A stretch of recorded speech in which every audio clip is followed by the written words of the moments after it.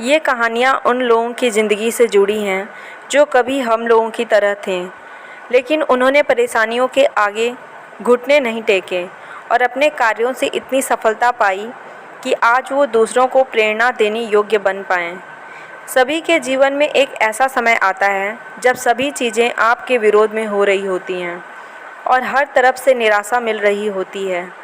चाहे आप एक स्टूडेंट हों या फिर कुछ और, आप जीवन के उस मोड़ पर खड़े हो रहे होते हैं जहां सब कुछ गलत हो रहा होता है।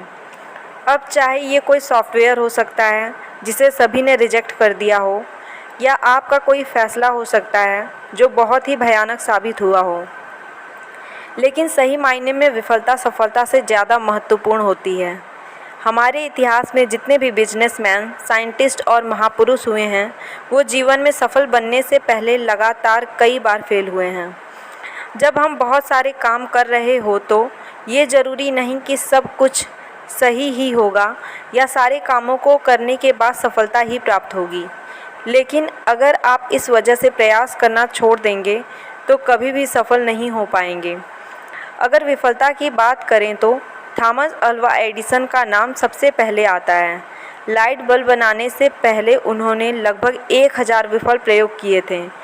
अल्बर्ट आइंस्टाइन जो 4 साल की उम्र तक कुछ बोल नहीं पाते थे और 7 साल की उम्र तक निरक्षर थे, लोग उनको दिमागी रूप से कमज़ोर मानते थे, लेकिन अपनी थ्योरी और सिद्धांत के बल पर वो दुनिया के सबसे बड़े साइंटिस्ट बने। अब ज़रा सोचो कि अगर एडिसन 999 असफल प्रयोग के बाद उम्मीद छोड़ देते और आइंस्टाइन भी खुद को कमज़ोर मान लेते और कुछ नहीं करते तो क्या होता।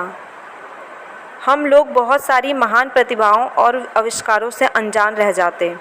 इसलिए असफलता सफलता से कहीं ज़्यादा महत्वपूर्ण है।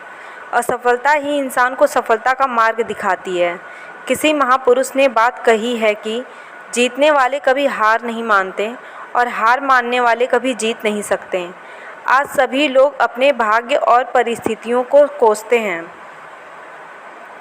अब ज़रा सोचिए, अगर एडिसन भी खुद को अनलकी समझकर प्रयास करना छोड़ देते तो दुनिया एक बहुत बड़े आविष्कार से वंचित रह जाती।